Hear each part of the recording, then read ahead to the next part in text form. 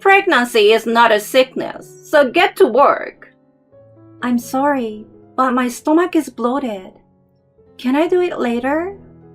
You're stable now, right? Start cleaning, you slug. Mom? Oh, Henry, Mariton wants to clean up so badly. I was just telling her to take care of herself. The video played had a clear sound. It captured the exact moment of the wife bullying I suffered from, and also the moment she acted as a good mother-in-law to her son. I told you Grandma is a liar. We were surrounded by the confused voices of relatives and friends of my husband and I. My name is Madison Smith. I'm a 34-year-old housewife. My family consists of my husband Henry, who is 1 year older than me, and my 80-year-old daughter Caitlin. Also, I'm currently 8 months pregnant. The doctor says it's probably a boy. Our 2 children are rather far apart in age. This was because I remember having a hard time with my first baby. Though I had been avoiding it, my husband and his side of the family was eager to have another baby. Thankfully, their desire became a reality, and so I have a baby in my belly now. I have forgotten all the trouble of the first pregnancy because of the happiness of expecting our second child or not. What is troubling me is my husband's mother, my mother-in-law. I can't go home very often to my parents because I'd have to fly there. Therefore, when I had my first baby, we relied on Henry's parents. But my mother-in-law gave me a bunch of housework to do to have Caitlin to herself. A newborn baby should naturally stay with his or her mother all the time. After giving birth, the mother breastfeeds her child while waiting for her own body to recover. I think many mothers concentrate on just eating and sleeping, when not breastfeeding to allow their bodies to recover. I thought that I could rely on my mother-in-law for a month or so while I do that. But in reality, my mother-in-law would say, "You're my son's wife, so you should be the one working your fingers to the bone. Mommy is busy now, so come here to Grandma." She took my newborn daughter away from me and ordered me to do the housework. 6 days after giving birth, the day after I was discharged from the hospital, I was ordered to cook and clean the house. Instead of sleeping to recover, I was told to get up and work. Pregnancy and giving birth is not a sickness. I've gone through it without a problem. I heard these words over and over again. When my daughter woke up and started to cry, I would have to undress and feed her with my father-in-law present. When I was done nursing, she would throw me away as if I had no more use for her. I was lucky that my father-in-law had the understanding to look away. I finished cleaning up here and there, then the toilet, then the shower. In the middle of cleaning the shower, I fainted and collapsed and was readmitted to the hospital. My father-in-law said the bathroom was red with my blood. It was my father-in-law who called the ambulance. For my husband's sake, I should mention that he was out for work. He was working frantically so that he could take his time off from the next day. The day after I was discharged from the hospital after giving birth, he had to go back again. The doctors gave me a scolding. I was overworked. I was anemic and dehydrated. Mommy is so unreliable. Collapsing like that, isn't she? I remember the look on my mother-in-law's face as she held my crying daughter in her arms, refusing to let go. My husband was also angry. Mom, you're too much. Have you really had a baby before? I thought she was fine because I had gone through it before. Madison, you are so weak. My father-in-law and my husband were appalled at my mother-in-law's lack of apology. Anyway, my husband told me that it was understandable for me to try to avoid another child because I had been through such an experience so soon after the birth. However, time has passed since that first birth. My daughter, who was a newborn then, is now 80 years old and has just entered 3rd grade. She was a precious child, already speaking at quite a young age, perhaps because she was a girl. My husband and daughter told me one day, "You can ignore my parents. We'll do our best at home. I will take care of the baby too and help you." This time, I will take a formal paternity leave, and you can just work on your recovery." I had no choice but to do my best when I was told such a reliable and happy thing. So I kept the pregnancy a secret from my in-laws until I entered the 2nd trimester. I only vaguely told them what month the baby was due. We could just let our parents know a while after the birth. But we should make sure to report your parents more often, since they're farther away. The distance between our house and my in-laws' house is about an hour by car. One saving grace was that my mother-in-law didn't have a driver's license. Still, there were some unannounced visits. With the help of my husband, I was able to escape from my mother-in-law and safely grow the child in my body.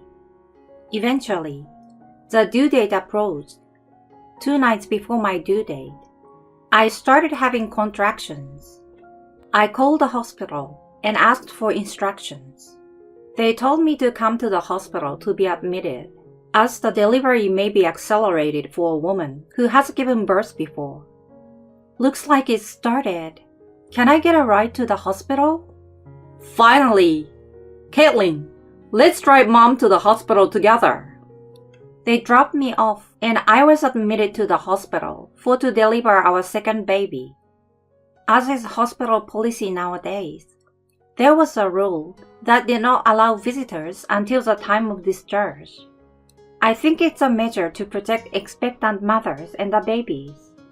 Now, I won't be able to see my family until I've safely delivered my baby.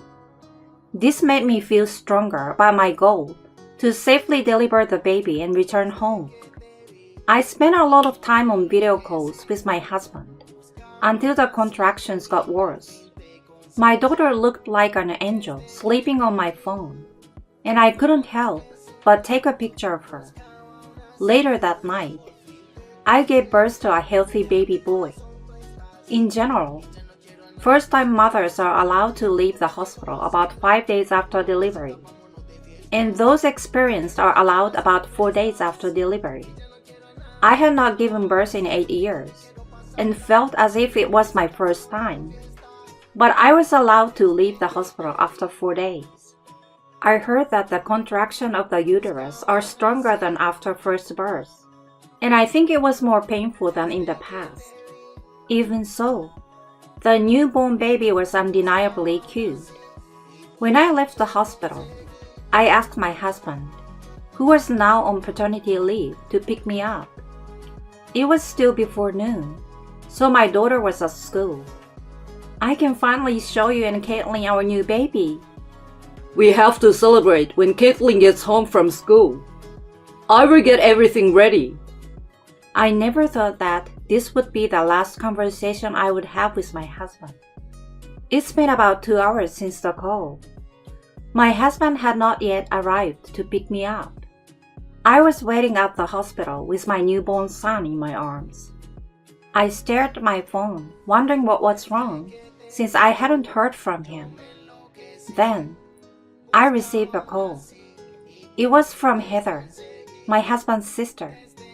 I'm sorry to call you at such a busy time. Could you stay calm and listen? Henry was in a car accident and has just been rushed to the hospital. I don't remember how I got to the hospital after that. I think I took a cab with my son in my arms. When I arrived at the hospital, my sister-in-law was waiting for me at the entrance. She took me to a place that was neither a hospital room nor a treatment room, but what seems to be a mortuary. No way! It was like I was having a nightmare. Someone was lying there covered with a white cloth. No way! This can't be my husband. How can you be so late even though you're his wife? My mother-in-law's shrill voice snapped me back to reality. It's your fault, Madison! It's all your fault! I couldn't understand what was going on from my mother-in-law's emotional yelling. But my sister-in-law explained it to me. My husband had been in a car accident on his way to pick me up. He was driving his car when he collided head-on with a truck that had swerved into oncoming traffic. The truck driver may have fallen asleep at the wheel. Regular passenger car versus a large truck. There was no way he could win, and my husband passed on the spot. My sister-in-law, who had just lost her brother, told me while holding back her tears. One of the police officers knew my sister-in-law, and so she was contacted before I was. At a time like this, it must feel terrible. With your baby just born, please try to stay strong. My husband, Henry, was taken from us without him ever seeing his son. Our son doesn't even have a name yet. We were still deciding together. How am I going to explain this to Caitlin? My son in my arms started crying.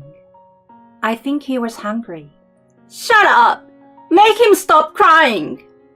My mother-in-law shouted again. It's a terrible and absurd thing to tell a newborn baby to stop crying. If you had a baby, you should have let us know. Such a wife with bad timing. Nothing can be helped with those words. I couldn't take my husband home right away because he had died in an accident and needed to be autopsied. I waited 2 days, and his body was taken directly to the funeral home. I was the chief mourner. My father-in-law accompanied me and helped with the funeral arrangements. My sister-in-law, who already had 3 children, helped take care of my son while I did that. My mother-in-law kept repeating like an incantation that my husband died because of me. Mom, don't say things like that to Madison when she's in the worst pain. I'm the one who lost my precious child that I gave birth to while in pain. My mother-in-law made a fuss about how she should be the chief mourner and how everything was my fault. She used to take away my newborn daughter, but now she doesn't seem to care about her grandson. I was so tired and sleepy at the wake, but I couldn't sleep now.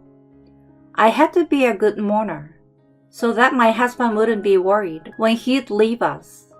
I kept that in mind and stayed careful.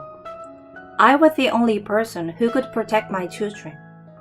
I thought I was doing well while doing all that and breastfeeding my baby every couple of hours.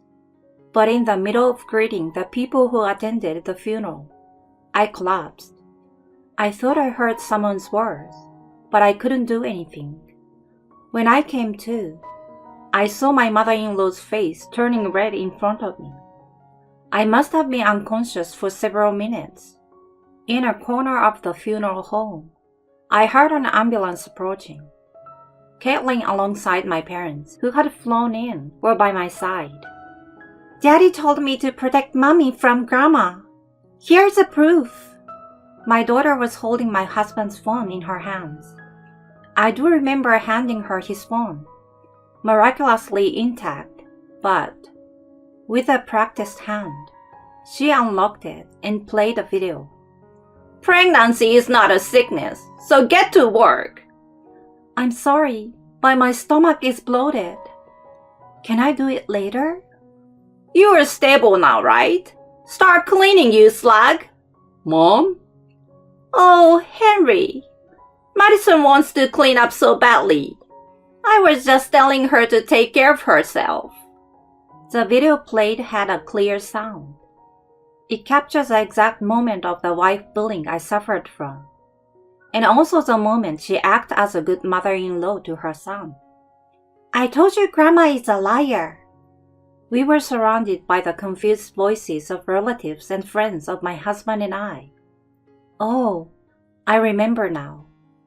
It was a video of when we visited my in-laws one time before our son's birth. My husband was looking out for me, but my mother-in-law would take advantage of every chance she got to bully me. Hey, Caitlin, give me that phone. No way! I know you're going to try to erase this. As my mother-in-law tried to take the phone away from Caitlin, my parents interrupted. Mrs. Smith, what is this all about? Oh, Mr. Miller, it's just Caitlin messing around. It's a misunderstanding. Mila is my maiden name. I'd like to talk to you over there. My red-faced mother-in-law was taken away by my parents. They seemed to be heading to the rented car parked outside. Caitlin, what did you tell everyone?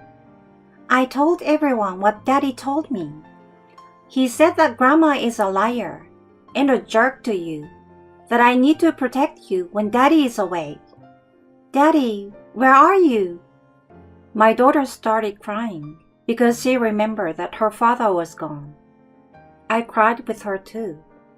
This was the first time I cried with all my might without worrying. Later, I was told the words someone had said to me when I collapsed. After the funeral, I was taken to the ambulance and put on an IV. What gives you the right to sleep at your husband's funeral, lazy wife? Apparently, my mother-in-law said that when I collapsed. Quite a strong line, isn't it? My daughter may not have understood what she was saying, but she was surely angry. Mommy didn't do anything wrong, but Grandma is mad at her. I'm going to protect her from liar Grandma, just like Daddy said. Like that, I believe that my daughter's sense of responsibility as the eldest child now was triggered.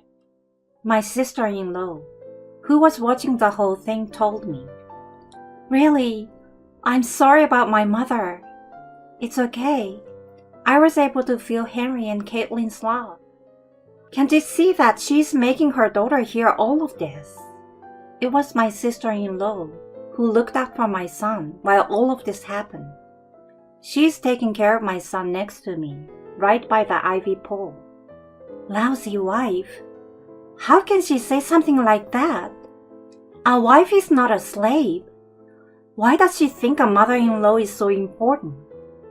That line, and the fact that the granddaughter revealed my mother-in-law's true identity, made my parents furious.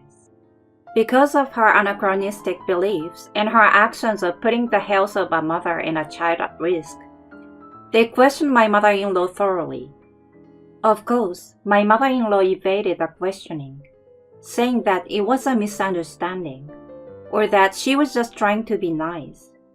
Then, my father-in-law said something very bluntly.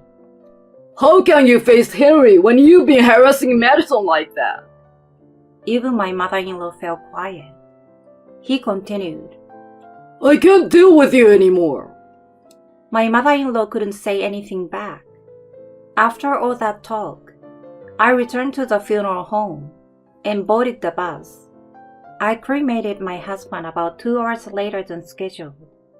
After a month, at my husband's memorial mass, I was generally feeling better.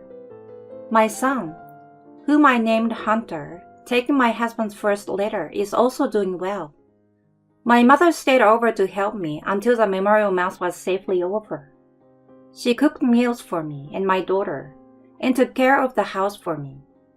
I experienced for the first time what it means to be taken care of as a postpartum mother.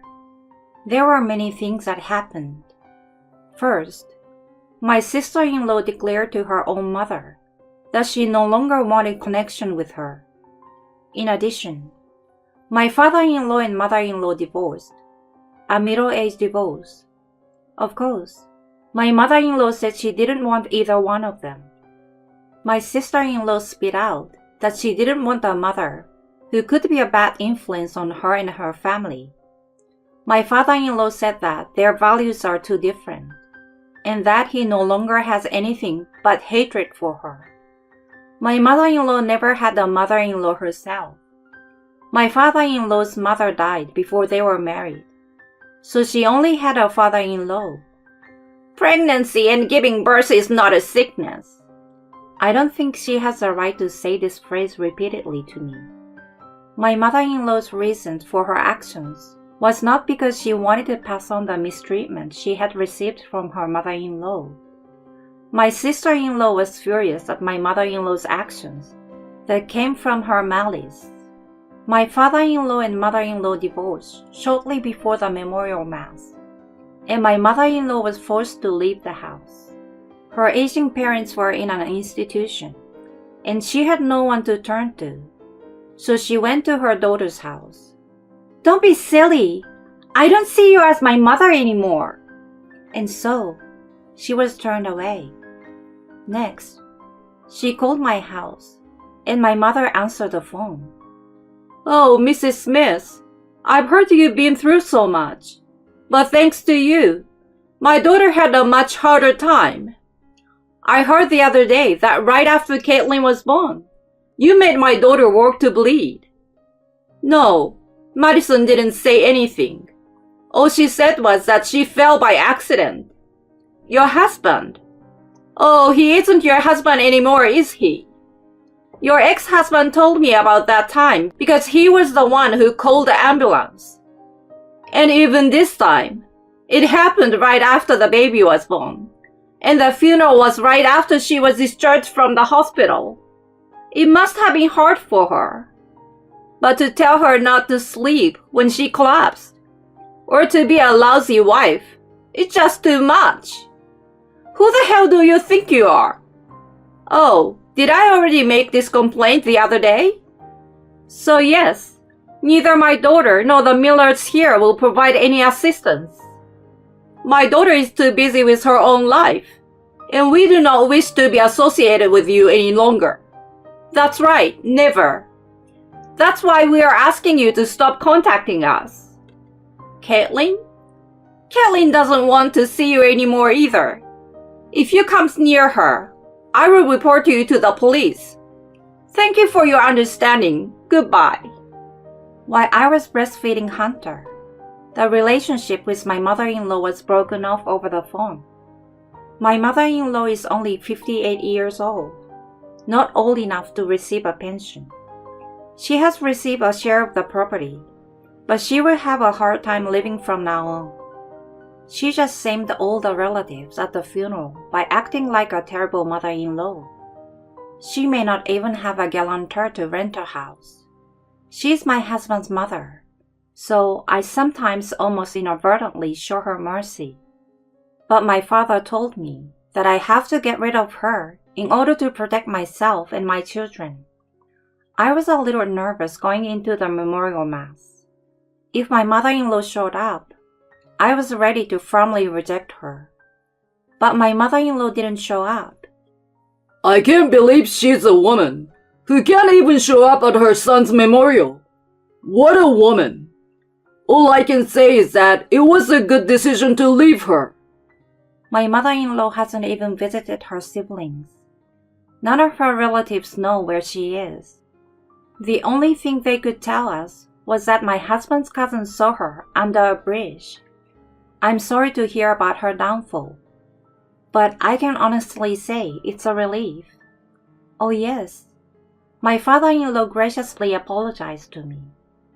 I'm sorry I didn't stop her from doing that, even though I was aware of it. I wonder if I can continue to be a grandfather to my grandchildren. Of course. After all, I'm Henry's wife. I'm sorry, and thank you. I consider my father-in-law a man of goodwill, from when he looked away from me breastfeeding. If she shows up, I will deal with her. That's what he said, and I'm grateful to him for that. The memorial mass is about to begin.